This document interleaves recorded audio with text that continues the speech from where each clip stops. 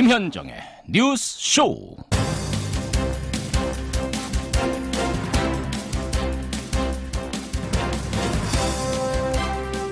애청자 여러분 안녕하십니까. 어느덧 추석 연휴의 마지막 날까지 왔네요. 한 5일 이어서 준다고 좋아하셨던 분들 지나고 보니까 굉장히 짧죠. 그래도 남은 하루 알차게 보내시라고 오늘 김현정의 뉴스쇼도 추석 특집으로 준비를 했습니다. 1부는 집콕영화관, 2부는 K-팝 연대기. 오늘 두 편 모두 마지막 시간이에요. 마지막까지 함께 하시죠. 광고 듣고 출발합니다. 김현정의 뉴스쇼 추석 특집, 오늘 집콕영화관 마지막 시간을 함께 해주실 강희정 교수 나오셨어요. 어서 오십시오. 네, 안녕하세요. 집콕영화관 첫날은 이제 OTT 영화를 소개해 주셨고 어제 둘째 날은 코로나 시대에 어울리는 영화들 소개해 주셨고 오늘 세 번째 시간은 뭡니까? 가족입니다. 가족. 연휴하면은 사실 가장 먼저 떠오르는 키워드 아닐까라는 생각이 들고요. 벌써 이렇게 3일 만나다 보니 뭐 이번 연휴 가족은 김현정의 뉴스쇼가 돼버렸네요. 네네네. 그러게 말입니다. 그렇습니다. 네. 아, 사실 이번 연휴는 가족이라는 의미가 평소보다 저는 좀 더 특별하게 와닿는 것 같아요. 왜냐면 전에는 그냥 꼭 만나야 하는 사람들, 추석이니까, 설이니까 만나야 하는 사람들이었다면 지금은 만나고 싶어도 맞아요. 못 만나는 사람들. 왜냐? 모이지 말라니까. 시간차를 두고 만나고 그러니까요. 이렇게 되죠. 아니, 모이더라도 뭐 백신 맞은 사람 안 맞은 사람 그러니까요. 합쳐서 8명 피고가 네. 같이 어디 먹으러 나가지도 못하니까 맞습니다. 여러 가지 애매해서 못 만나는 집들이 많아요. 네. 이게 작년 한 해는 약간 처음 경험하는 거니까 어떤 분은 좀 재밌어도 하고 신나기도 한 부분도 있었고. 아우 뭐 시댁에 안 가도 되네, 음식 안 그리고 만들어도 되네 이런 며느리들도 꽤 많으셨어요. 왜 소위 농담처럼 명절 빌런들이라고 해서 오셔가지고 이제 잔소리하시는 집안 어른들. 결혼은 언제 하니, 예, 뭐 공부는 잘 되니. 애는 언제 나니, 하나 나면 또 둘째는 언제 나니, 이런 것들이 언제나 이제 명절하면 따라다니는 이런 얘기들이었는데 이 자체가 1년이 지나서 이제 2년째 되니까 이제는 좀 갈증이 나는 거죠. 맞아요. 뭐 맞아요. 이조차도 에피소드로 소화할 수 없고 진짜 아까 잠깐 우리 얘기 나눴던 것처럼 팀을 나눠서 뭐 오전 팀, 오후 팀 이런 맞아요. 식으로 부모님도 배워야 되고 하다 보니 가족은 무엇인가? 그러니까 왜 이거 있죠? 가까이 있으면 부담스럽고 또 영 멀리 떨어져 있으면 궁금한. 그렇죠. 세상에 몇 안 되는 존재인 듯해요. 가족이라는 것 자체가. 그런데 맞습니다. 그래서인지 영화가 참 가족을 많이 다룹니다. 네. 가족을 다루는 영화 참 많고 저희가 사실은 이번 추석 아니더라도 전에 명절마다 가족 영화를 많이 다뤘었어요. 네, 소개해드렸는데 무궁무진해요. 맞습니다. 강유정 선생의 눈으로 골라오신 가족 영화는 어떤 걸까 저는 매우 기대가 되는데 네네네. 뭘 골라오셨어요? 네. 이 가족이라는 게 오죽하면요. 시드니 셀던이라고 유명한 그 대중 작가 있죠. 세상을 떠난 작가가 예. 가족만 있으면 누구나 소설가가 될 수 있다고 그랬어요. 가족만 있으면 된다. 이야기가 네, 무궁무진하니까. 무진하다니까 그 정도입니다. 예. 자, 오늘 저는 조금 고전도 되면서 가족 이야기도 보여주는 아주 조금 먼 시간부터 출발을 하자면 오만과 편견부터 보여드리고 오만과 싶습니다. 편견부터 시작합니까? 네. 여기도 우리가 제인 오스틴의 소설이다. 그리고 연애담이다라고 생각하지만 사실 가족 얘기예요. 아니 이게 가족 얘기인가? 오만과 편견이? 네 갸우뚱하게 명의 되는데. 딸에 대한 얘기죠. 네 4명의 딸이 어떻게 누군가를 만나고 어떻게 결혼을 하고 우리가 이제 주인공인 엘리자베스하고 달씨만 쳐다보니 두 사람의 연애만 보이지만 이 소설의 첫 문장도 어떻게 시작을 하냐면요. 네. 마을에 부유한 총각이 오면 모든 딸을 가진 부모들은 내 미래 사위인 양 들뜨기 시작한다. 그러니까 이 작품은 단순한 연애담이 아니라 딸의 결혼 그리고 아들의 결혼이 집안의 중대사일 수밖에 없는 한 가족의 얘기인 거죠. 가족 이야기군요. 네, 그래서 영화로 만들어질 때도 보면은 언제나 엄마 아버지가 꽤나 주요한 배역을 맡고 굉장히 좀 어떻게 보면 좀 밉상인 엄마가 등장한단 말이에요. 막 약간 조금 주책도 떨고 네, 너무 나대고 뭐 너무 이런 세속적이고 네, 야, 세속적이고. 그 남자 돈 많대더라. 어떻게든 오늘 허리를 좀 더 잘록하게 메고 나가서 눈에 띄어라 라던가 그렇지. 뭐 이런 얘기들을 하게 되는데 근데 이 모습이 19세기 빅토리아 소설을 배경으로 해서 만들어져서 이제 200년 전 얘기임에도 불구하고 사실은 또 지금도 아까 제가 말씀드렸지만 명절만 되면 결혼 얘기 묻고 그렇지. 결혼 얘기를 묻기 전에 직장 묻는 것도 결혼 얘기 묻고 싶어서 물으시는 거고 이런 것과 예. 크게 다르지 않다라는 점에서 좀 약간 공통점과 그때 당시 차이점 같은 것들을 말씀드리고 싶어서 골랐습니다. 예. 그 다시 역할을 맡은 배우가 이제 BBC 드라마에서 워낙 인기를 끌었었기 때문에 드라마로 또 많이 알고 계시지만 누구예요? 다시 역할이? 콜린 퍼스 음. 아시죠? 맨 업 맥스맨 해가지고 그 말 그대로 킹스맨에 나왔던 그 멋있는 아저씨 이제 꽃중년이죠. 꽃중년이 사실 BBC 드라마 오만과 편견의 달씨 역할을 맡으면서 네. 굉장한 화제를 불러일으켰습니다. 그래서 그 어. 다씨가 심지어 너무 사랑하는 여자에 대한 모습 그리고 그 감정에 자기가 주체를 하지 못해서 연못에 잠깐 몸을 담궈서 이렇게 절규하는 장면인데 그거를 동상을 만들었대요. 영국에서. 진짜요. 너무 많은 여성 팬들이 그 장면을 우와. 좋아해서.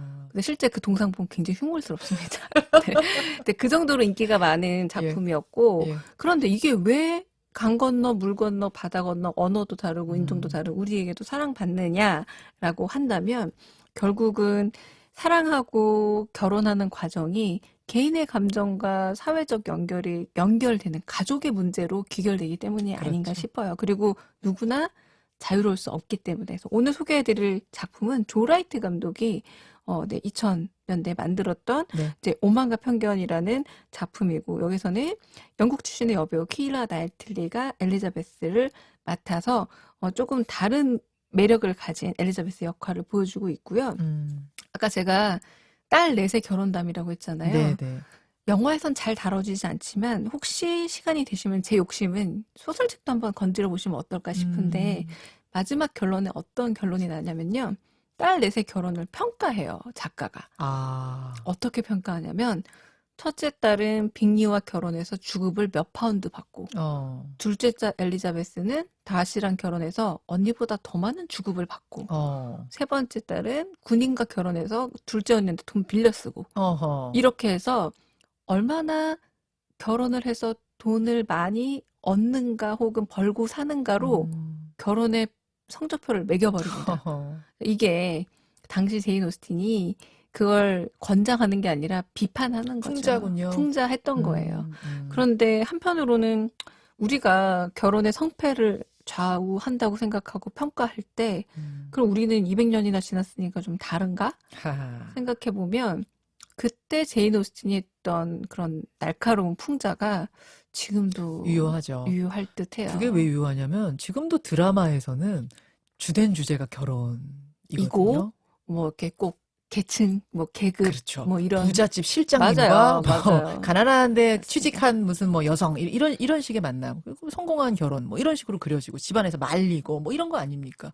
200년 전이나 지금이나 비슷한 면이 있네요. 그러니까요. 그러니까 이때 당시도 이렇게 연애를 통한 결혼이라는 게 사실은 현실적으로 거의 불가능했는데 판타지였던 거죠. 그래요. 첫 네. 번째 작품 오만과 편견 2000년대에 탄생한 것으로 소개를 해주셨고 그 다음 작품은 뭔가요? 마이 리틀 선샤인이라는 작품입니다. My 2006년도 Little Sunshine. 개봉작이고요. 우리가 소위 말해서 정상가족, 비정상가족을 그런 기준이 없는데도 불구하고 사람들 자꾸 나누고 싶어 해요. 뭐가 정상인지 뭐가 비정상인지 모르겠지만 그렇게 따지자면 이 마이 리틀 선샤인에 등장하는 가족은 죄다 개개인으로 봐도 조금 너무 특이하고 그들을 모아놔서 가족이라 부르려니 더 이상하고 이런 정말 여러 가지 결점과 결격 사유를 잔뜩 가진 가족들이 모여서 그러나 그럼에도 불구하고 그게 가족이구나라는 생각을 들게 하는 그러니까 오늘쯤은 이런 생각 많이 하실 것 같아요. 아, 내가 오기 전만 해도 바리바리 추석 선물을 싸가지고 준비하고 어머니 아버지 용돈도 다 마련해서 뭐 못 가도 송금하고 이랬는데 이따 보니 정말 머리 아파져 집에 빨리 가고 싶어 막 이런 생각이 들 때쯤 할 만큼 했는데 이제 가고 싶다 이런. 네. 정말 가족은 좀 떨어져 있어야 좋아라는 생각이 들 때쯤 보면 좋은 작품. 누구누구 네. 등장하는 건데요? 주인공들이 어떤 사람들이에요? 일단 말씀드릴게요. 네. 이렇게 남자 한 분이 나오는데 중년 남자 네. 그렉 키니어라는 배우가 맡았고요. 대학 강사이지만 뭐라고 해야 될까요? 뭔가 인생이 좀 자기 마음대로 안 풀려서 늘 불만이 많은 캐릭터입니다. 불만이 많은 대학 강사. 네. 그리고 이런 남편을 또 아내인 쉐릴은 경멸해요. 패배주의자. 아, 왜 저러고 사나 하고. 이렇게 생각을 하고 그리고 여기서 가장 문제적인 분이 한 번 나옵니다. 할아버지인데요. 마약 복용을 하다가 양로원에서 쫓겨났어요. 할아버지 캐릭터가 특이하네요. 그리고 여기서 한술 더 떠서 15살 손자에게 네. 무조건 여자 많이 만나는 게 인생에 남는 거야. 아. 라고 미성년인 손자에게 막 헤로인 중독인 할아버지가. 네, 이렇게 말하질 않나. 또 나는 전투 조종사가 될 거야 라고 마음을 갖는 건 좋죠. 근데 내가 될 때까지 말 안 하겠다. 갑자기 무건수행을 시작한 아들이 있습니다, 또. 무슨 말이에요? 전투 조종사가 꿈인데 꿈 이룰 때까지 말을 안 하겠다고요? 네. 이런 아들. 그러니까 정말 이 집안은 소위 말하는 우리가 말하는 문제 있어 보이는 그런 콩가루 가족인데 콩가루 패밀리. 여기에 한 명의 마지막 삼촌이 등장합니다. 외삼촌인데 네. 자살을 시도했다가 병원에 입원했다가 퇴원을 했어요. 아이고. 그런데 엄청 똑똑한 석학이고요. 근데 왜 그랬을까? 알고 보니 게이였는데, 네. 그러니까 동성을 사랑한 남성이었는데 네. 애인에게 이별을 통고받은 다음에 자살기도 한 거예요. 아하. 자, 이런 집안의 리틀 선샤인, 정말 아름답고 예쁜 7살짜리 막내딸 올리브가 있습니다. 근데 이 올리브가 미스 리틀 선샤인 대회에 출전하겠다라고 하면서 이 모든 식구들이 우리 식으로 표현하면은 승합차, 봉고차 타고 네. 대회에 출전하기 위해서 가는 로드무비입니다. 네. 아, 설정 너무 재밌다. 재밌습니다. 네. 7살 아이가 마이 리틀 선샤인 선발대회. 우리로 따지자면은 뭐 리틀 미스 예쁜 코리아. 어린이 선발대회 뭐 이런 거죠. 네. 예쁜 어린이 선발대회에 네. 가기 위해 승합차에 몸을 싣고 네. 그 현장까지 가는 과정에서 벌어지는 일. 네. 자, 근데 차 안에 있는데 하나는 말 안 하죠. 한 명은 15살 전에 뭐 더 많은 여자를 만나라고 하죠. 한 명은 난 죽고 싶은데 왜 살려놨냐고 막 계속 그러질 않나. 아빠와 엄마는 서로를 정말 소위 말하는 사람 이하로 보면서 무시하죠. 이 갈등 속에서도 그럼에도 불구하고 가족의 공동 목표가 있는 게 참 기특합니다. 손녀가 마이 리틀 선샤인 대회에 가야 된다는 건 다 동의하는 거예요. 아, 그러네요. 7살짜리. 그러네요. 결국은 가족은 이런 것 같아요. 다들 문제가 많고 만나면 싸우고 서로 비교해가면서 너는 결격 사유다 아니다라고 비판도 하고 사실은 가족한테 가장 가슴 아픈 말을 더 많이 듣기도 하잖아요. 직설적으로. 아니, 그러니까 저도 이제 방송을 하면은 모니터를 제일 날카롭게 하는 건 가족이에요. 그래서 또 가장 듣기 싫기도 하죠. 네. 그러니까 잘했다고 칭찬하는 것도 가장 후하게 하는 게 가족이지만 맞아요. 가장 아픈 부분을 직설적으로 얘기하는 것도 가족이거든요. 그리고 저는 요즘에 드는 생각이 우리 부모님, 제 세대의 부모님들을 보면은 예쁘다, 착하다, 혹은 격려한다라는 말보다 왜 그것도 못해? 사랑하니까. 경쟁에서 뒤질까봐. 좀 더 잘해야 되지 않겠어? 라는 말에 익숙하신 분들이 많다 보니 가족이 모였을 때 생각보다 이 사랑을 확인한다기보다 갈등이 의사소통이 잘 안 되다 보니까 되는 경우가 많은 듯해요. 맞아요. 게다가 또 제 세대만 하더라도 그런 상황에 무조건 네네 한다기보다 조금 약간 따지려고도 하고. 애가 혹시 X세대십니까? 맞습니다. 네. 네. 잠시 후에 직접 네. 우리 K-팝 연대기 네. X세대 이야기 듣고 가세요. 네. 듣고 갈까 싶고요. 제가 안 그래도 계속 너무 이렇게 영화적 사인이 잘 맞길래 그러지 않을까 짐작은 하고 저도 있습니다. X입니다. 네. 아니, 우리 때만 해도 할 얘기 다 했죠. 그쵸. 우리 세대는. 근데 그런 부분이 이 영화를 보다 보면은 아, 미국도 저렇구나.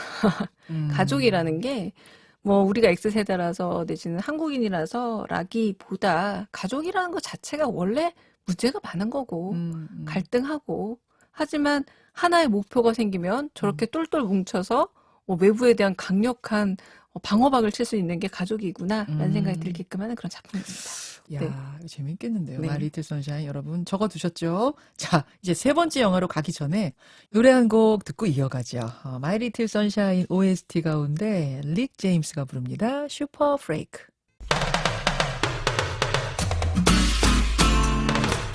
CBS 라디오 김현정의 뉴스 쇼. 김현정의 뉴스쇼 추석 특집으로 함께하고 계십니다. 집콕 영화관, 오늘은 가족 이야기 함께 나누고 있어요. 조금 전에 들으신 곡은 마이 리틀 선샤인의 OST 가운데 릭 제임스 슈퍼 프레이크였습니다. 강 교수님, 가족을 주제로 한 영화, 이제 외국 영화 두 편 소개해 주셨는데 우리나라 영화로 눈을 돌려보면 뭐 떠오르세요? 사실 정말 많이 있습니다. 뭐 가족이 들어간 영화도 정말 음. 많고요. 뭐 약간 본격적으로 소개하기 전에 말씀드리자면 예전에 이창동 감독의 뭐 박하사탕을 아. 비롯해서 초록물고기 음. 그리고 오아시스까지 이어지는 작품들 보면은 늘 가족이 되게 중심에 음. 등장하고 있고 음. 그리고 고령화 가족이라고 아. 아마 네 윤여정 씨가 맞습니다. 정말 쿨한 어머니로 나오는 영화도 보면은 이런 접근들 보면은 일단 어머니가 좀 쿨한 집안이 음. 조금 삐꺼덕삐꺼덕하지만 그래도 잘 가는 집안으로 묘사된 영화들이 참 많이 있는 듯해요. 예, 한국 예. 영화에서는. 근데 최근에 좀 화제가 되기도 했지만 이걸 이렇게 볼 수도 있구나라고 생각할 수 있는 작품으로 봉준호 감독의 괴물과 기생충을 골라봤습니다. 아, 봉준호 감독의 작품으로 두 편을 골라오셨어요. 네. 괴물과 기생충. 네, 괴물 하면은 일단은 이런 영화들을 보통 크리처물이라고 불러서 괴물이 나오는 진짜 그렇죠. 좀 괴수가 등장하는 영화고 괴수가 한강에 나타나서 서울을 위협하는 그 재난 영화로 기억이 나지만 사실 조금 각도를 달리해서 보면 각각의 인생을 조금은 좀 부족하게 살아가고 있던 가족들이 똘똘 뭉치는 이야기입니다. 맞습니다. 왜? 막내가 괴물에 납치당했기 때문에. 그렇죠. 그래서 만약에 여기 주요 소설은 괴물이 나타나서 계속해서 서울을 불바다로 만드는 얘기가 아니에요. 가만 보면. 괴물이 고아성 씨가 맡았던 네. 그 현서를 납치해 갖고 얘를 구해야 되는데 세상이 안 구해주는 거예요. 그래서 소위 말하는 뭐 경찰, 소방관, 뭐 세상은 난리가 났는데 내 딸이 일단 살아야 되잖아요. 가족 입장에서는. 근데 그렇죠. 내 딸을 구해주지 않는데 결국엔 이 아버지 강도가 얼마나 허접하게 그려집니까? 송강호 씨가요. 네, 굉장히 좀 약간 뭐 제대로 판단하지 못하고 사회적인 어른의 구실도 잘 못하는 그렇죠. 그런 아버지로 영화 초반에 묘사가 된단 말이에요. 자, 그때 굉장히 생활력 강한 우리의 할아버지 변희봉 씨와 네. 그리고 이 아빠 송강호가 어쨌거나 내 손녀, 내 딸이니까 구하자. 이때 고모, 삼촌도 동원이 돼서 내 가족을 구하는 이야기이니까요. 기억나세요? 그 아이가 죽은 걸로 일단은 예상이 돼서 국가에서 약간 장례를 치러주려고 했는데 네. 이 식구들 다섯이 가서 소위 말하는 막 난리를 피잖아요. 아, 그렇죠, 그렇죠. 막 뒹굴고 예. 막 딸 내놓으라 그러고 그러니까 그 장면도 저는 보면서 어떤 애면 정말 한국적이다. 아, 난리를 쳐야 또 움직여요. 그죠? 막 바닥을 네. 막 뒹굴거든요. 그렇죠. 막 5명이서 막 바닥을 뒹굴고 디굴디굴 이러면서 결국은 또 그렇게 슬퍼하지 않으면 사람들은 안 슬픈 줄 알기도 하죠. 또 전달될 때도 그 과정에서 각각의 주특기를 살린다는 거죠. 배두나 씨는 활을 쏘고 네. 그리고 박해일 씨는 과거 운동권 이력을 살려서 화염병을 제조해서 화염병. 던지고 맞아요. 이런 모습들을 보면은 결국 어쩌면 가슴 아픈 일이지만 이때 당시까지만 하더라도 한국에서 우리가 사회적 재난에 대해서 뭐 성수대교 붕괴도 있었고 뭐 삼풍백화점 붕괴도 있었고 그럴 때마다 우리가 안전을 도모하고 가족을 지킬 수 있었던 건 무지막지지 하지만 결국 우리끼리 뭉쳐서 살아남으려고 했던 의지가 아닌가라는 걸 보여주는 좀 가족 영화라 봐도 아주 의미가 다른 작품이 바로 괴물입니다. 그리고 약간 이런 것도 있는 것 같아요. 각자 도생. 그렇죠. 우리가 어떤 재난을 내 상황을 당했을 때 시스템적으로 사회가 움직여줘야 되는데 결국은 개개인이 가족이 뭉쳐서 우리 딸을 구해내야 되는 각자 도생의 의미도 사회적인 메시지 담고 있었던 게 아닌가. 그러니까 이때 처음에 그 딸 때문에 구하러 가고 싶은데 방역해야 된다고 막 분리하는 장면도 나오거든요. 그러니까 우리가 사회적으로 격리를 먼저 하고 싶어 하잖아요. 그런 그렇죠. 문제가 있을 때 그렇죠. 슬픔도 전염이 된다라고 생각을 하는 거죠. 그 유명한 미국의 레비톨이라는 연극 원작 영화도 있는데 거기도 그런 말이 나와요. 아이를 잃은 엄마가 나오는데 왜 사람들은 자꾸 슬픔이 전염된다고 생각하죠? 내가 다가가면 내 슬픔이 전염될 것처럼 자꾸 저를 피해요라는 대사도 등장해요.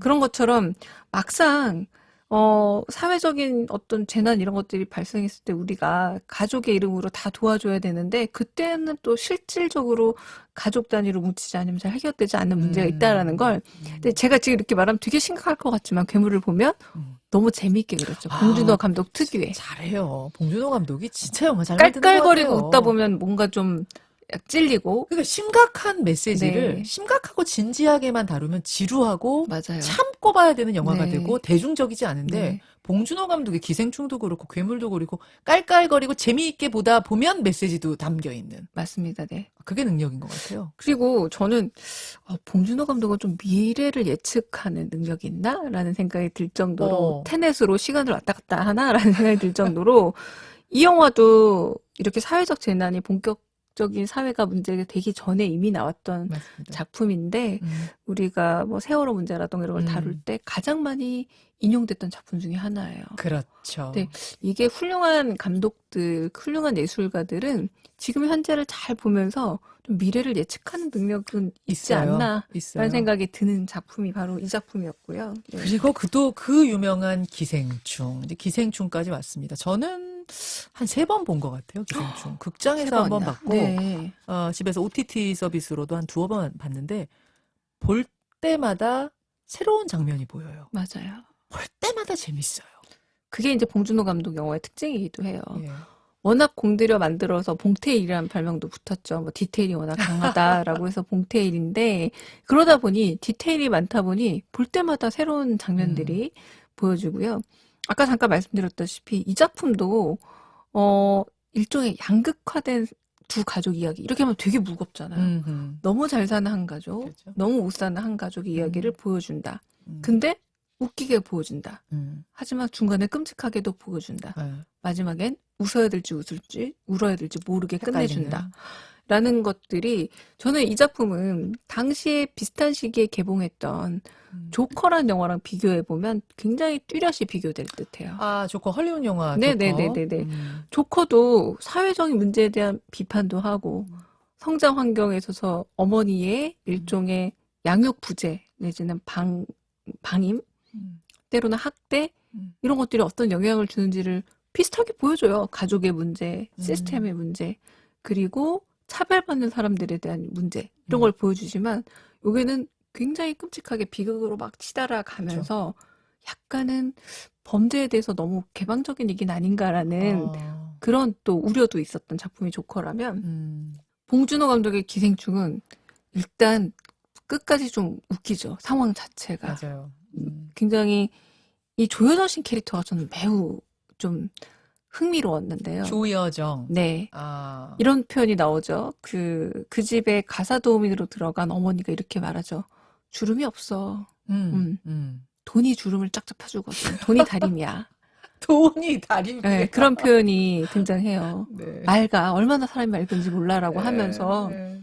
실제로 조여정 씨가 거기서 굉장히 어떤 점에서는 사람들에게 쉽게 속고 순수해요. 쉽게 믿고 네. 그러나 한편으로 마지막에 가서 자기 가족 챙길 때 보면은 그렇게 이기적일 수 없고 세속적이죠. 네 이런 모습들을 보면서 아 그냥 저거는 세상에 존재하는 누군가 그냥 어떤 A에 대한 이야기가 싶은데 나는 어디쯤 있을까라는 생각이 좀 들기도 하고 나는 저 캐릭터 중에 어디쯤일까? 그렇죠.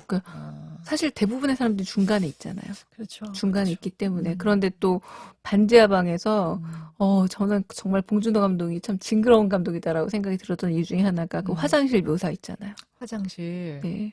그 집엔 문이 없잖아요. 아까 그 반지하 집에는 문이 없죠. 화장실 문이 없죠. 그러니까 결국은 사생활이 없는 공간인 거예요. 그 집이. 그러네. 그래서 이 가족이 똘똘 뭉쳐서 범죄를 만드는 과정도 흥미롭지만 저는 그렇게 사생활이 없는 상황에서 익숙해진 그 가족의 풍경도 매우 참 흥미로웠고요. 제가 이 영화 볼 때마다 그 생각이 들어요. 외국인들이 반지하방에 철창이 있다면 방범창. 그렇죠. 안에 갇힌 송강호를 보면 뭐라고 생각할까?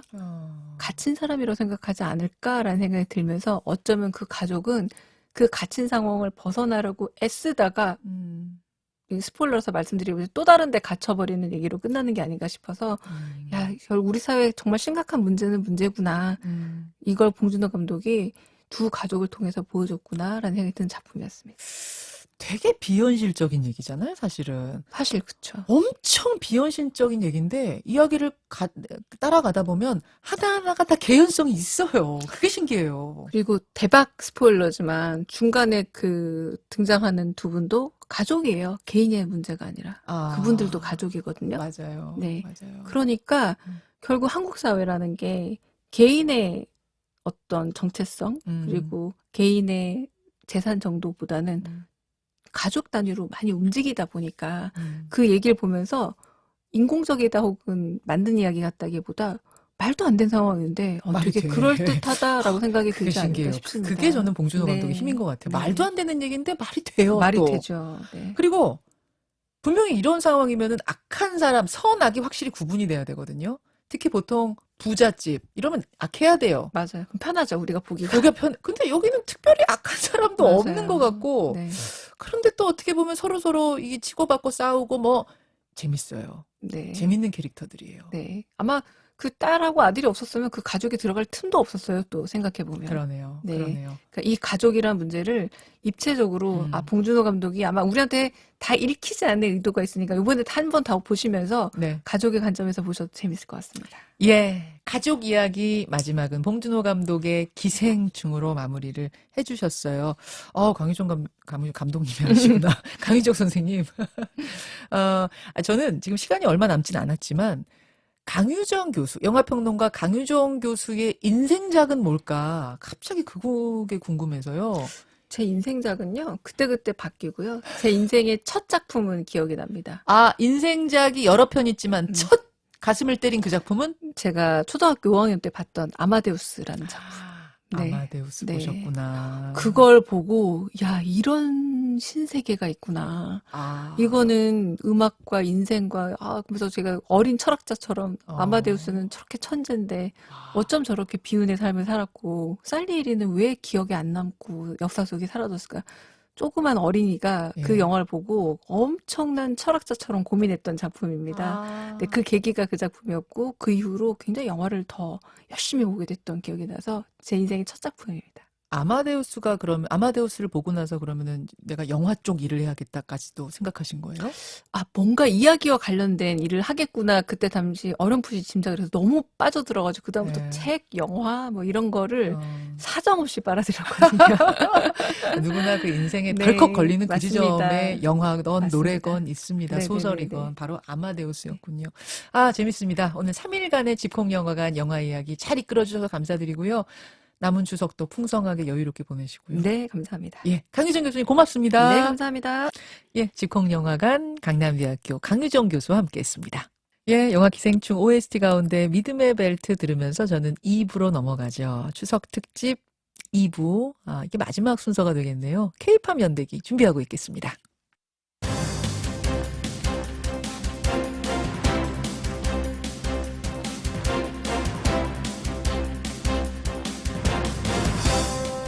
김현정의 뉴스쇼 2부 출발합니다. 추석 특집으로 꾸며드리고 있어요. 벌써 마지막 날, 마지막 시간까지 왔네요. 그동안 2부는 K-팝 연대기로 음악평론가 김영대 씨와 함께 우리 K-팝의 역사를 쭉 훑어왔는데요. 오늘은 그 마지막 시간이자 K-팝의 정점에 있는 그룹들, 노래들을 만나보려고 합니다. 벌써부터 기대가 됩니다. 광고 듣고요. 본격적으로 K-팝 탐구 시작해보죠. 김현정의 뉴스쇼 추석 특집 2부 K-팝 연대기 세 번째 시간이 됐습니다. 음악평론가 김영대 씨 어서 오세요. 네, 안녕하세요. 김영대입니다. 첫날은 이제 80년대 말부터 시작해서 K-팝의 서막, 그렇죠. 태동기 소개해 주셨고, 어제는 이제 X세대 음악이라고 하는 90년대 이제 K-팝들 소개해 주셨고, 오늘 드디어 K-팝의 어떤 원형이랄까요? 그렇죠. 예, 그 시기로 접어들었네요. 진짜 K-팝 시대, K-팝 혹은 세대, 제네레이션. 네. 이 시대의 음악들 뭐 너무 많긴 하지만 네. 이거를 또 몇 곡으로 또 추려서 한번 그 긴 역사, 뭐 한 20년간의 역사일 것 같은데 네. 그것들을 한번 요약 정리하는 느낌의 한번 방송을 한번 준비해 봤습니다. 누구를 꼽아야 됩니까? 뭐 아무래도 지난 시간에 마지막 곡으로 들었었던 H.O.T. 그리고 잭스키스, 그리고 이어지는 걸그룹 SES, 핑클. 그렇죠. 요 네 그룹이 케이팝 시대, 아이돌 시대를 대표하는 이제 첫 세대 그룹이었다고 할 수 있겠고, 네. 이 이후로 사실은 또 공교롭게도 케이팝 자체가 외국에 서서히 알려지기 시작합니다. 아. H.O.T 같은 그룹들도 이미 데뷔한 지 얼마 되지 않아서 중국이라든지 일본에 이제 알려지기 시작해서 우리가 소위 아는 한류라는 것에 기폭제가 되기도 했었고요. H.O.T 때부터 외국에서 팬이 생기고 막 그랬어요. 그렇습니다. 그리고 NRG 예. 그리고 클론과 같은 그룹이었습니다. 아, 클론은 대만 뭐 이쪽에 생기가 맞습니다. 있었죠. 뭐 클론 홍보를 하지도 않았음에도 불구하고 네. 대만 현지 차트를 막 점령을 하고 뭐 클럽 최고의 인기곡이 되기도 하면서 강제 소환을 당했죠. 하하, 네. 행복한 강제 소환. 그렇습니다. 그러니까 클론이니 H.O.T니 뭐 이런 잭스키스니 이런 그룹들이 어떻게 보면은 외국에서 한국 노래를 알리기 시작한 시초라고 한다면 본격적으로 외국에 작정하고 들어간 가수는 누구예요? 그게 바로 보아입니다. 보아. 이제 이때부터는 어떤 이제 개념이 생기기 시작하냐면 현지화라는 개념이 시작이 되는 거예요. 현지화요? 네. 그 전까지는 우리 음악이니까 우리가 듣기 위한 음악을 만드는 거죠, 사실은. 네. 한국인을 위한, 한국인에 의한 네, 그런 음악이 이제 가요였던 것인데. 근데 외국인도 그냥 좋아하면 좋아하는 거였다면. 그렇죠. 이제 그 다음부터는 의도적으로 이거는 글로벌한 대중들이 즐길 수 있는 음악이야라는 개념으로 접근을 하기 시작한 거죠. 예. 그랬던 가수가 이제 보아입니다.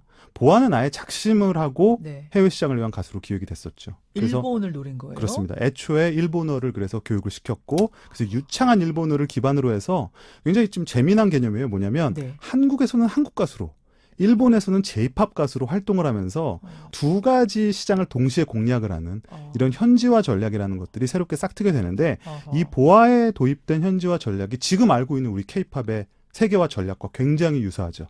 언어를 교육시키고 뭐 영어라든지 뭐 일본어라든지 예, 이런 최근에는 뭐 그 스페니쉬까지도 그런 교육을 하면서 현지를 공략을 하고 혹은 이제 더 나아가서는 현지인들로만 이루어진 K-팝 그룹이 탄생되는 이쯤 되면은 K-팝이 뭐냐는 질문에까지 이게 참 철학적인 질문에까지 이제 도달하게 되는데 이 모든 것의 시발점이 사실은 보아로부터 출발을 하는 겁니다.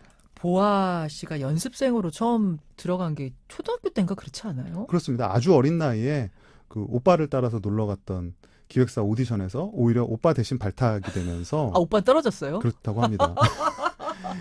그랬던 보아 씨였는데 이후 아무튼 굉장한 뭐 노력이 있었을 것 같아요. 예. 우리가 아이돌 산업을 생각하면서 항상 간과하기 쉬운 게 이 모든 것이 다 재능이다라고 생각할 수 있지만 사실은 그 바탕에는 대단한 노력이 있었던 것이고 맞습니다. 또 그 일본 현지에서 일본 J-팝 가수로 활동을 하면서 얼마나 또 외롭고 어려운 또 그런 다양한 또 맞아요. 차별과 같은 그런 경험이 있었겠습니까? 근데 그런 것들을 뚫고 지금의 보아 씨가 있고 그 보아 씨를 보고 자란 소위 말하는 보아 제너레이션. 우리가 김연아 세대 키즈라는 말이 있듯이 보아 키즈가 바로 지금 K-팝을 이끌어 나가고 있는 주역들입니다. 야, 보아 씨 노래 듣고 와야겠네요. 뭐 들을까요? 네, 얼마 전에 그 모 사이트에서 K-팝 명곡을 서베이를 해서 전문가들로부터 투표를 받았는데요. 네. 무려 1위를 차지한 곡이라고 하네요.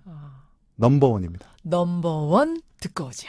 보아의 넘버원 듣고 오셨습니다. 지금 같은 K-팝 산업을 이끌었던 리더 같은 그렇죠. 사람으로서의 네. 보아 네, 맞습니다. 듣고 왔습니다. 보아와 여자 가수 중에 이제 보아가 있다면은 저는 남자 가수 중에는 비가 떠올라요. 그렇죠. 레인. 예, 비라는 이름으로 한국에 알려졌지만 또 세계적으로는 레인이라는 이름으로 유명했었던 그야말로 뭐 너무 식상한 표현입니다만은 진정한 한류 스타죠. 예, 그리고 뭐 음악이면 음악, 드라마, 영화 모든 방면에서 사실은 국제적인 명성을 얻었었던 어떻게 보면 좀 최초의 엔터테이너가 아니었을까? 아, 종합 엔터테이너. 종합 엔터테이너. 그러니까 과거에 뭐 예를 들면 무슨 그 80년대 뭐 미국 팝스타나 아니면 우리가 홍콩의 팝 4대 천왕 뭐 네. 이런 사람들이 다 그런 이미지였잖아요. 장국영 보면 노래도 잘하고 그렇죠. 뭐 영화도 찍고 다 잘했잖아요. 뭐 곽부성, 유덕화, 여명, 그러네요. 장하구 뭐 이런 사람들 생각이 나는데 그런 것을 이 K-팝의 시대를 이끌면서 구현해냈던 인물이 비라고 봅니다.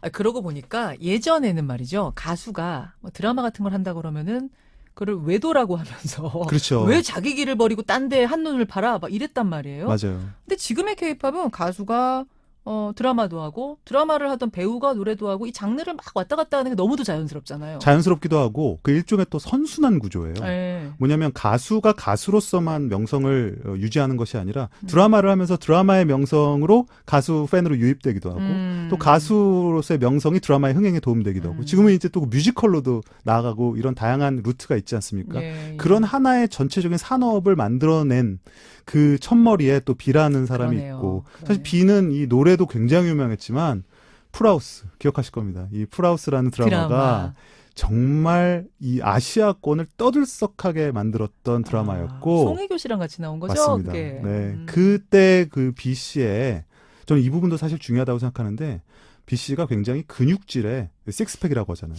근육질의 엄청난 몸과 이 소위 말하는 남성미를 자랑하지만 예. 굉장히 또 귀여운 이미지를 갖고 있어요. 그렇죠. 사랑스럽고 그래서 그때 당시에 미국에서 네. 심지어 논문까지도 나왔습니다. 이 B라는 사람이 아시아인의 새로운 어떤 이 성적 매력, 이 매력을 대표하는 사람이다. 귀엽고 섹시한 가수다. 그게 그럼 지금 K-팝 남자 배우들, 남자 아이돌들의 어떤 모델 같은 것도 되는 거예요? 그럼요. 그리고 이 B 씨가 그런 이미지로 성공을 했다라는 것 자체가 예, 예. 또 전 세계에서 아시안의 이미지를 바꾼 데 대단한 큰 공헌을 했습니다. 서양 여성들이 동양인 남성을 그렇게 좋아하진 않아. 라는 편견 같은 게 있었는데 뭐에 꽂히는 거야? 이런 얘기들을 하는데 지금 B의 그 매력까지 통하는 걸까요? 그렇습니다. 좀 더 복잡하고 다면적인 그런 남성의 매력. 그러니까 뭐 두 가지 귀여움과 섹시함과 거칠고 부드럽고 이런 다양한 매력을 갖고 있는 것이 사실은 B였고 B 이후의 한류 스타들 네. 그리고 한국의 K-팝 스타들이 그런 양면성을 다 갖고 있어요. 그리고 뭔가 그 매너라든지 이런 것들도 예. 한국 남성들이 갖고 있는 그런 장점들 자체가 이제는 어떻게 보면은 남성들의 하나의 모델 같이 네, 그렇게 이제 인정받는 시대가 되는 거라서 아마 기성세대들은 이게 너무 새로운 세계일 거예요. 근데 지금 소위 말하는 MZ 세대들에게 있어서는 너무도 자연스러운 그런 화장하는 남자. 그렇습니다. 네, 패션에 관심 있는 남자. 저도 뭔가 살짝 네. 뭐 하시는 거 있어? 김영대 선생님? 네. 자, 그러면 B 노래 이쯤에서 듣고 가죠. 뭐 골라오셨어요? B의 어떤 글로벌 스타로서의 B의 전설을 만들어냈던 곡입니다. It's Raining. 듣고 오죠. 김현정의 뉴스쇼 추석 특집 K-팝 연대기 함께하고 계십니다. 지금 들으신 곡은 B의 It's Raining 이었어요. 이제 B가 종합 엔터테이너, 만능 엔터테이너로서 외국에 어필을 했다면 외국에서 본격적으로 바람몰이를 했던 그룹이라면은 뭐 SM의 소녀시대 얘기를 빼놓을 수 없죠. 그렇죠. 이제 또 하나의 세대가 바뀌게 되는데 2000년대 초반까지가 솔로 가수들의 좀 전성기였습니다. 예, B도 있었고 보아도 있었고 하지만 이제 2000년대 중반으로 넘어오면서 이제 2010년대에 가까워지면서 이제 그룹들 퍼포먼스를 앞세운 다양한 아이돌 그룹들이 이제 등장하기 시작하고 네. 그들이 이제 전성기를 구가하게 되는데 몇 가지 요인이 있을 것 같아요. 하나는 그 너튜브의 등장입니다.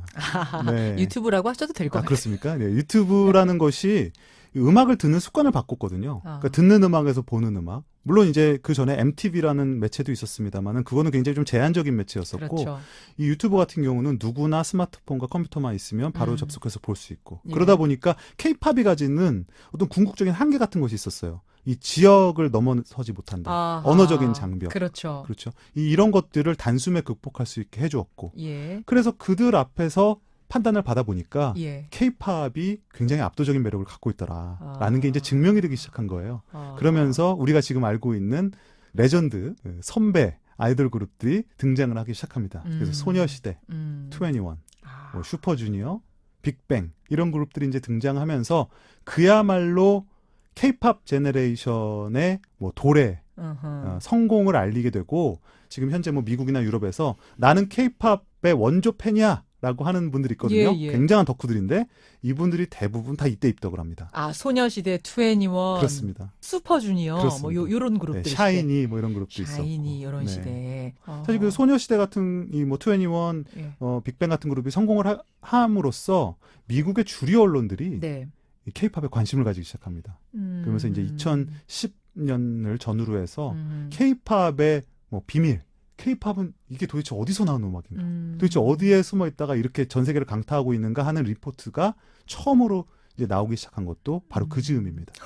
그 어떤 분들은 그런 말씀하시더라고요. 그냥 기획사가 뭐 노래 잘하는 아이돌, 춤 잘 추는 아이돌 외모 멋있는 아이돌 뽑아가지고 그룹 만든다고 다 되는 건 아닌데 우리나라 기획사들이 우리나라 아이돌들이 이렇게 세계 시장에서 성공할 수 있는 건 특유의 근면 성실함도 있다.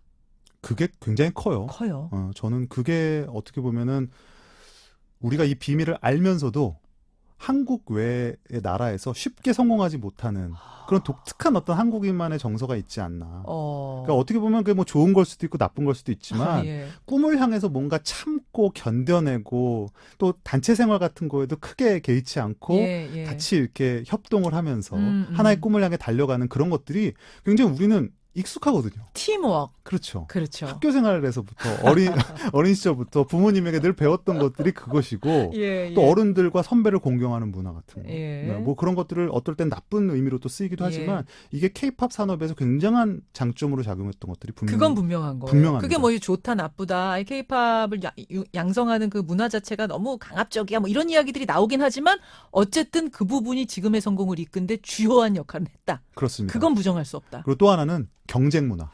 우리나라는 태어나면서부터 경쟁. 태어나면서부터예요? 네, 그렇다고 하네요. 네, 태어나면서부터 이제 경쟁의 사회, 거기에 이미 익숙해진 사람들이고 그런 경쟁심, 그런 선의의 경쟁과 노력이 이 케이팝이라는 것의 산업과 결합을 하면서 특유의 어떤 문화를 또 만들어내는 것이고 그리고 저는 또 중요하게 하나 지적하고 싶은 것이 네. 이게 제이팝과도 굉장히 다른 점이긴 한데 예. 우리는 우리 내수 시장의 한계를 너무 빨리 알아버렸어요.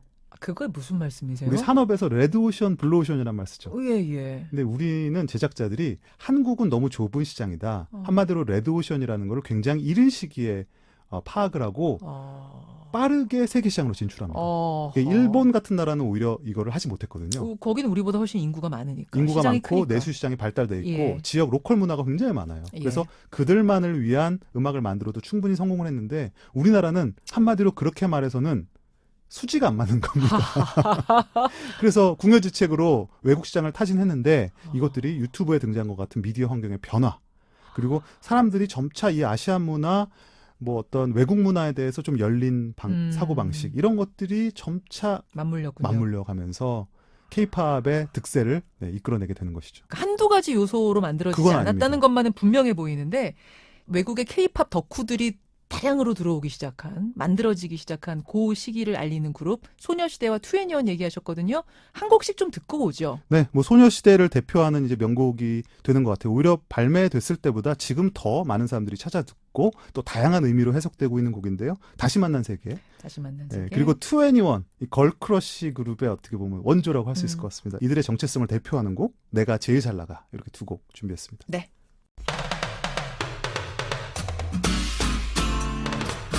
CBS 라디오 김현정의 뉴스 쇼. 김현정의 뉴스쇼 추석 특집 함께하고 계십니다. K-팝 연대기 이제 끝을 향해서 달려가고 있어요. 소녀시대와 투애니원의 노래 다시 만난 세계 내가 제일 잘 나가를 광고 전에 듣고 오셨어요. 김영대 씨. 네. 소녀시대, 투애니원 둘 다 걸그룹. 그렇죠. K-팝 얘기하는 데 있어서 걸그룹의 존재를 빼놓고는 얘기가 안 될 것 같은데요. 걸그룹이라는 게 미국이나 서양 팝에서는 굉장히 작은 카테고리거든요. 우리가 뭐 걸그룹 하면 생각나는 그룹이 딱 몇 팀만 정도 기억나는 정도예요. 가령 네. 과거에 뭐 스파이스 걸스라든지 스파이스 뭐 더 올라가면 수프림스 같은 그룹도 있고 이렇게 그냥 그 시대에 한 몇 팀 정도 뭐 데스티니스 차일드 이런 TLC 뭐 그렇죠. 정도? TLC. 네. 역시 X세대시네요. 네. 그런 그룹들이 기억에 나는데 K-팝은 어떻게 보면 이 산업 전체를 걸그룹에 의해서 떠받쳐졌다고 할 수 있을 정도로 걸그룹의 파워가 막강합니다. 그리고 걸그룹은 유독 정말 다양한 스펙트럼을 갖고 있어요. 아주 소녀, 여리여리한 걸그룹이 있는가 하면, 뭐 학생들의 이미지를 갖고 있는 걸그룹부터 시작해서, 뭐 요새 유행하는 말입니다만, 센 언니스러운. 걸크러쉬. 이런 걸그룹. 뭐 그 안에서도 음악도 뭐 EDM, 힙합, 뭐 팝, 다양한 음악을 하고 있고, 아무래도 그것이 아까 말씀드린 그런 경쟁적인 체제, 시스템 속에서 있다 보니까 서로 어떤 구별짓기에 대한 욕망, 욕심들이 있지 않겠습니까? 그렇죠. 그러면서 우리 그룹은 이런 걸 내세우는 그룹이야.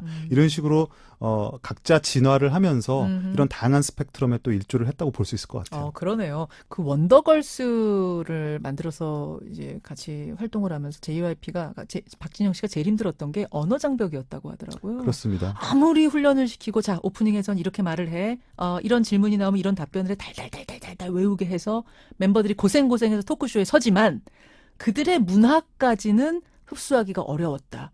왜냐? 한국에서 태어나 자랐으니까. 그렇죠. 그래서 그걸 벗어나야겠다 싶어서 블랙핑크처럼 아예 그곳에서 태어나고 자라고 뭐 학창 시절을 경험하고 이런 멤버들을 넣기 시작하고 아예 외국인을 넣기 시작하고 뭐 그렇게 된 거라면서요. 그러니까 이게 뭐 아이돌 진짜 그 현지 멤버들, 외국 멤버들일 수도 있고 교포 멤버들일 수도 네. 있지만 그들 멤버들을 활용해서 그들 현지 시장을 공략한다라는 이 단계로까지 지금 이제 진화를 하고 있는 거예요. 그래서 이제 JYP만 예로 들어도 이제 트와이스가 있었고 그러네요. 이제는 니쥬라 그래갖고 네. 일본 사람들만으로 이루어진 K-팝. 그걸 우리가 K-팝이라고 부를 수 있을까? 이런 일본 의문도 사람만으로 이루어진 그룹을 만들었어요. 그렇습니다. JYP가. 네, 네. 그리고 이제 미국 사람들만으로만 이루어진 K-팝 그룹을 만들기 위해서 유명 방송국들이 다 글로벌 오디션을 준비하고 있습니다. 와, 그렇군요. 네. 그 시대가 정도까지 또 왔군요. 그 20년 사이에 이 현지화라는 것이 우리가 단순히 외국으로 진출한다는 것뿐만 아니라 예. K-팝이라는 하나의 공식 이디엄이 그들 나라의 산업의 하나의 접목이 되네요. 네, 전복이 되는 상황까지 이르렀습니다. 자, 재밌습니다. 다시 이야기를 약간 돌려서 K-팝 이야기 쭉 하는 데 있어서 싸이를 빼놓을 수 없을 것 같아요. 싸이의 강남 스타일. K-팝의 가장 짜릿한 순간이라고 해도 좋고, 그리고 K-팝이라는 것의 존재감을 그러니까 K-팝의 역사를 다시 새로 쓰는 거죠. 예. 예, 그러니까 그 전에 K-팝이라는 것이 갖고 있었던 어떤 이미지가 있었다면 싸이의 강남 스타일을 통해서 그 세계가 말도 못하게 확장이 되는. 네, 빌보드에 올랐어? 우리 그렇죠. 가수가? 맞습니다. 이게 처음 아니에요? 그리고 이제 모든 사람들이 K-팝을 몰랐던 사람에게 K-팝이라는 거를 아예 하나의 세계를 새롭게 심어준 그런 하나의 분기점 같은 음악이었다. 그때 미국에 계셨다니까 여쭙습니다만 진짜로 사람들이 만나면 말춤 추고 이 정도였던 거예요? 아니면 우리가 좀 대단하게 그 당시 상황들을 받아들였던 거예요? 제가 사실은 그 강남 스타일의 미국발 인기를 예. 가장 처음 그 신문 기사로 보도를 했던 사람인데 제가 너무 답답해서 썼어요. 실제로 이렇게 벌어지고 있는데 한국에 있는 분들은 안 믿는 거예요. 예, 그래서 제가 리포트 기사를 썼던 기억이 났는데 길거리에서 강남 스타일이 나옵니다. 예, 단 한 번도 한국 음악에 나오는 거를 본 적이 없었던 와. 음식점과 음반점과 카페에서 예. 강남 스타일이 나오고 사람들이 그게 무슨 노래인지도 모르고 예. 파티에서 틀어놓고 춤을 춰요. 말춤을 막 춰요? 네, 말춤을 춥니다. 와. 그리고 이제 사람들이 저만 만나면 다 Do you know 싸이? 제가 묻는 게 아니에요. 그들이 물어보고 네.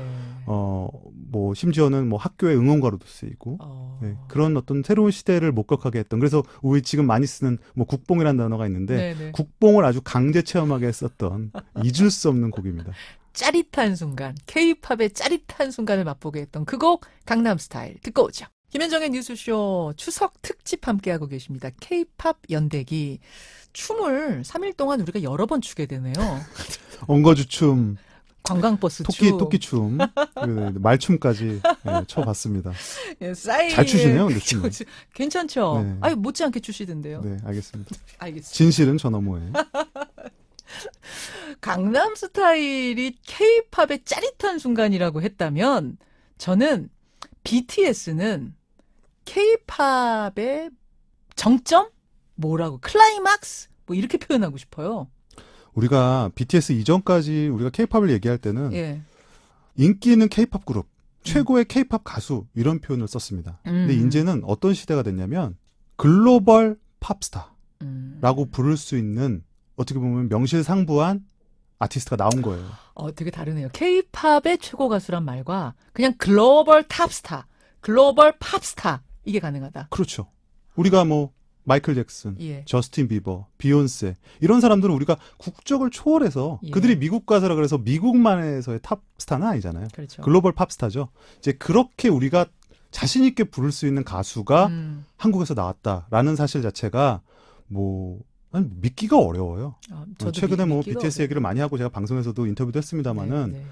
내가 지금 뭘 목격하고 있는 거지 싶을 만큼 우리가 기존에 갖고 있었던 모든 어떤 사고의 체계를 바꿔야만 겨우 이해할 수 있을 정도의 새로운 시대가 이제 펼쳐지고 있는 것 같고, 그것을 또 BTS라는 그룹이 뭐 어떤 전략적인 차원이라든지 뭐 돈이라든지 어떤 권력이라든지 이런 거에 의지하지 않고 정말 그들의 음악을 좋아하는 사람과 마치 밑바닥에서부터 네, 풀뿌리 운동같이 만들어낸 하나의 운동이 지금 전 세계를 휩쓸고 있다. 그리고 그것이 지금 끝이 보이지 않을 만큼 아직도 진행형에 있다라고 생각을 한다면 좀 어마어마한 일이 아닌가 생각이 듭니다. 아니, 우리 김영대 평론가께서는 아예 BTS를 가지고 책을 내셨을 정도로 전문가예요. 깊이 연구를 하신 분이에요. 그런 분의 입장에서 보기에 도대체 BTS는 어떤 점이 이토록 인기를 구가하게 된 거예요? 어떤 점 때문에? 많은 사람들이 좋아한다라고 하는 건 궁극적으로 그게 보편적이라는 결론에 다다를 수밖에 없어요. 그러니까 그 안에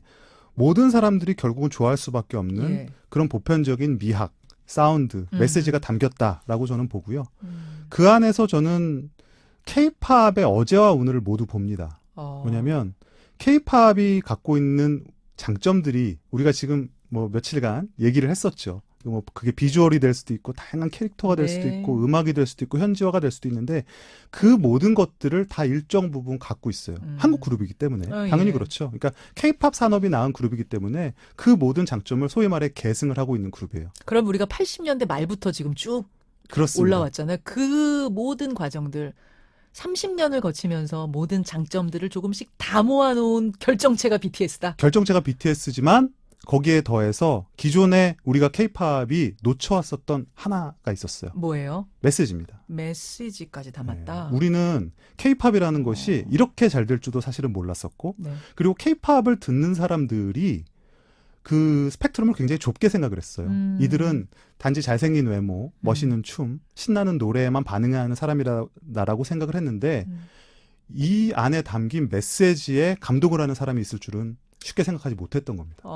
근데 BTS가 담고 있는 것이 결국은 어떤 선한 영향력, 그리고 사회에 대한 불만들, 예. 이 시대 청춘들의 아픔 같은 것들. 과거 우리가 락 음악이라든지 뭐 서태지와 아이들의 음악을 들어보면 그런 것들 담고 있지만 그건 어땠습니까? 로컬 음악이었잖아요. 그렇죠. 우리 대중들에게 하는 음악이었는데 이제 BTS는 그거를 세계 대중들을 향해서 펼쳐내고 있고 그 메시지와 태도에 감동한 전 세계 사람들이 너도 나도 아미가 되기를 자청을 하고 있고. 팬클럽 아미가 되기를. 그렇습니다. 그러면 지금 이게 끝이 아니라 BTS가 쭉 더 갈 것 같다. 미래가 밝다라고 하시는 이유도 바로 메시지가 있기 때문인가요? 그렇습니다. 그 보편적인 메시지 그리고 그런 보편성에 감동하는 요새 보면은 예. 기생충도 마찬가지고 미나리도 마찬가지입니다. 그게 굉장히 한국적인 경험을 담은 영화고 맞아요. 이야기지만 그것들이 이미 한국이 글로벌한 사회가 되었고 글로벌한 나라, 보편주의가 근간이 되는 나라가 되었기 때문에 네. 그것이 전 세계 사람들 누가 봤을 때도 네. 보편적인 메시지로 인식이 되는 거잖아요. BTS도 마찬가지라고 생각합니다. 그것이 뭐 의식적으로 나는 이거를 미국적인 음악을 만들 테야, 뭐 어떤 서구를 노릴 테야라는 의도가 없어요. 사실은. 그러니까 우리 지금 뮤지션들, 음악가들이 느끼고 있는 현대적인 감각들을 그냥 자연스럽게 녹여내고 그 안에 한국 젊은이들이 느낄 수밖에 없는 다양한 감정들을 담아냈어요. 근데 그런 것들이 전 세계 사람들이 공감을 하고 그들 자신의 이야기로서 소비를 하는 그런 이제 시대가 되었고 그런 것들이 BTS 현상에 저는 누구도 사실은 그게 핵심이라고 말하지 않지만 이게 진정한 핵심이라고 생각을 합니다. 그렇구나. 춤 잘 추고 노래 잘하고 뭐 멋있고 이걸 넘어서는 메시지, 정신이 있기 때문에 생명력이 더 길 수 있다라는 솔직함.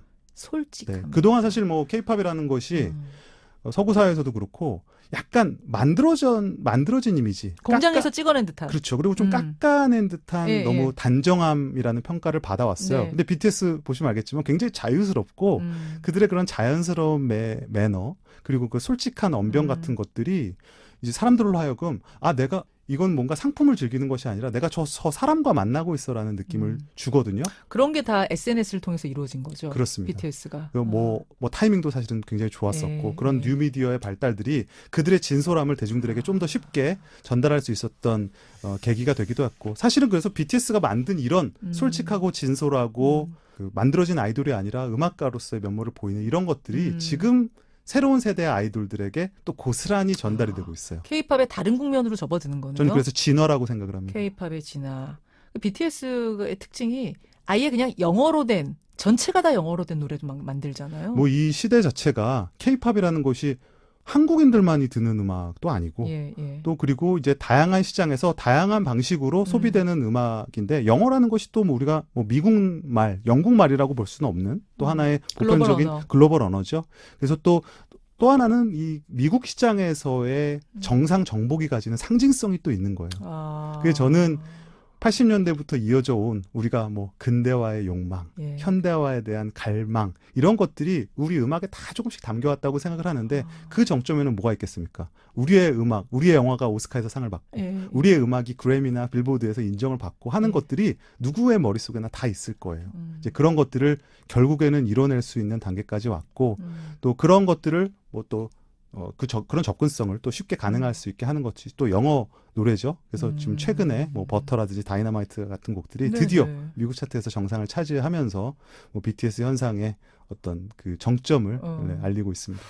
K-팝의 진화, K-팝의 국면 전환, 그게 정말 딱 맞는 것 같은 게 BTS가 그렇게 영어로 된 노래를 부르면서 블랙핑크 같은 그룹도 아예 그냥 영어로 된 노래들을 막 내더라고요. 영어 앨범을 내는 경우도 많이 있고 그리고 그런 언어적인 어떻게 보면 저는 이제 친절함이라고 생각이 드는데 그런 것들이 글로벌 팬들이 K-팝을 조금 더 쉽게 다가가는 그런 계기가 되기도 해요. 물론 또 동시에 또 한국어 노래들이 외국 팬들이 한국어에 관심을 갖는 떼창을 하더라고요. 떼창을 하기도 하고요. 지금 미국 대학에 한국어 강좌가 개설되기만 하면 마감입니다. 야. 우리 옛날에 그 X세대도 잘 아실 텐데 단과학원 네. 유명한 강사 선생님들 방학을 맞아서 개강을 하면 줄 서서 바로 전타임 마감이란 말 있지 않습니까? 그렇죠. 지금 한국어 강좌가 그래요. 세상에. 야.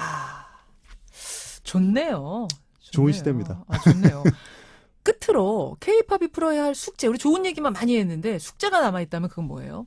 저는 뭐 지속적인 관심일 것 같아요. 너무 좀 판에 박힌 말일 수가 있을 텐데 정부에서 정책을 마련할 때도 음악이나 이런 것들 좀 뒷전에 갈 수밖에 없고 또 K-팝 하지만 일부 그룹들을 제외하고는 정작 우리나라 대중음악 전반에 대한 투자는 많이 이루어지지 않고 있는 것이 또 현실이거든요. 근데 그런 것들이 두루두루 살아나야 K-팝 우리 아이돌이라고 하는 것도 더 주목을 받을 수 있다고 생각해요. 왜냐하면 우리가 과거에 미국 대중음악의 힘을 얘기할 때 그 안에 아이돌 그룹이나 댄스 가수나 뭐 일부 장르의 음악들만 있어서 그 왕국이 이루어진 게 아닙니다. 예. 저는 이 다음에 뭐 넥스트 BTS는 아이돌 그룹이 될 수도 있고 래퍼가 될 수도 있고 R&B 가수가 될 수도 있잖아요. 이제 그런 것들에 대한 다양한 가능성을 우리가 타진을 하면서 그런 것들이 발전할 수 있도록 신경을 쓰고 마음을 주고. 좋은 말씀입니다. 지속적인 관심. BTS처럼 빵 터지는 그룹이 아닐지라도 바로 나오지 않더라도 지속적인 관심을 가지고 다양한 그룹들을 키워내야 한다. 저변을 얘기하잖아요. 좋은 말씀입니다. BTS의 노래 듣고 올까요? 네. 어떤 거 고르셨어요? 버터 준비했습니다.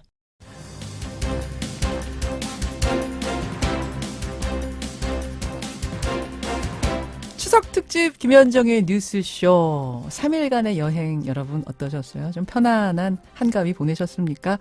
오늘 남은 하루도 알차게 편안하게 보내시고요. 저는 내일 아침 7시 20분 일상으로 돌아와서 또다시 김현정의 뉴스쇼로 만나겠습니다. 고맙습니다.